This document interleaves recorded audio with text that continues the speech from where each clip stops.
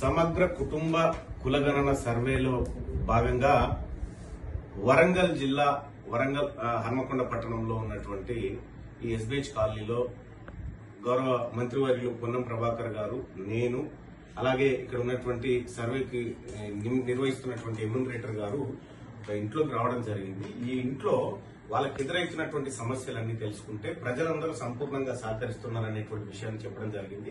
ఇంకా ఎక్కడైనా చిన్న చిన్న హార్డిల్స్ ఉన్నా కూడా ప్రజలకు రిక్వెస్ట్ చేసేది ఏంటంటే, దీని ద్వారా సమగ్ర కుటుంబ కుల సర్వే ద్వారా ఇలాంటి పథకాలు పోవు.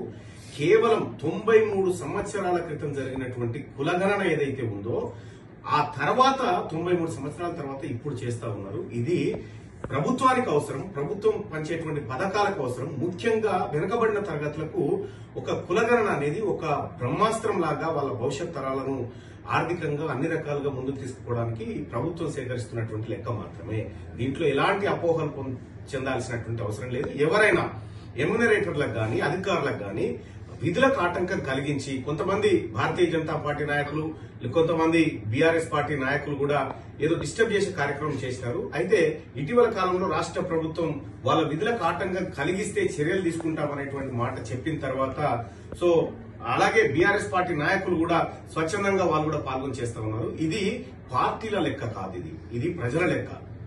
కాబట్టి రాజకీయాల తర్వాత కానీ ఈ సమగ్ర కుల కుటుంబ సర్వే ఏదైతే ఉందో ఇది సజావుగా పూర్తి చేస్తాం. సకాలంలో పూర్తి చేసి దేశానికి ఒక దిక్సూచిలాగా ఈ తెలంగాణ డాటా ఇవ్వబోతా ఉన్నాం. ప్రజలందరూ విరివిగా పాల్గొని, అలాగే కాంగ్రెస్ పార్టీ కార్యకర్తలు కూడా ప్రతి ఎమ్యూనరేటర్ ని అనుసరిస్తూ వాళ్ళ సేకరణలో మనమంతా భాగస్వాములు కావాల్సిందిగా మీ అందరికీ రిక్వెస్ట్ చేస్తా ఉన్నాం. అన్నగారు, గౌరవ మంత్రి గారు కూడా ఇప్పటికే కులగణన సర్వే వివరాలు ఇచ్చేసిండు. నేను కూడా కులగణన సర్వే వివరాలు ఇచ్చేసాం. మేమందరం కూడా ఇందులో పాల్గొన్నాం. ఈ అకౌంట్ నెంబర్లు, ఫోన్ నెంబర్ల ద్వారా ఏమీ పోయేదేమీ లేదు. ఏమైనా ఉంటే వచ్చేది మాత్రమే ఉంటుంది.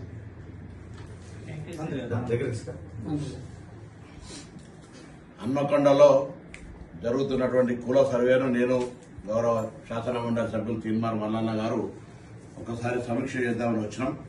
ఈ సందర్భంగా సర్వే ఎమ్యూనరేటర్ తోటి మాట్లాడినప్పుడు తనకు ఇచ్చిన 175 ఇళ్లకు సంబంధించి ఇప్పటికే దాదాపు సగం పూర్తి చేసింది.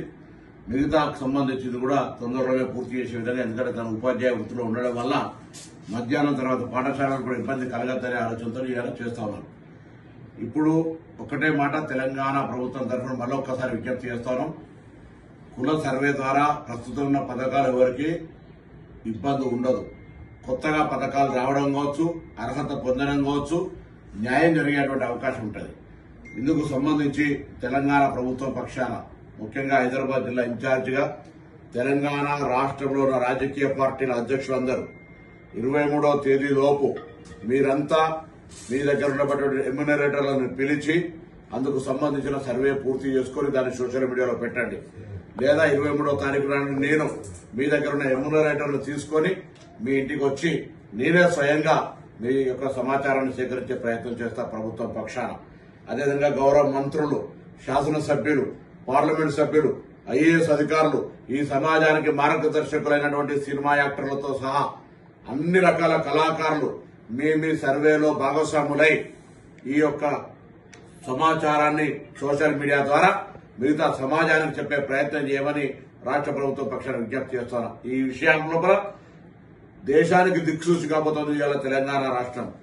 ఎప్పుడో ఆంగ్లేయులు చేసినటువంటి సర్వే ఇవాళ మనం రాహుల్ గాంధీ గారు భారత్ జోడో యాత్ర చేయంగా ప్రజల యొక్క భావాలను తెలుసుకొని ఎవరెంతో వారికంతా రావాలనే ఉద్దేశంతో చెప్తుంది తప్ప ఇది ఎవరికి వ్యతిరేకం కాదు, ఎవరికి నష్టం జరగదు.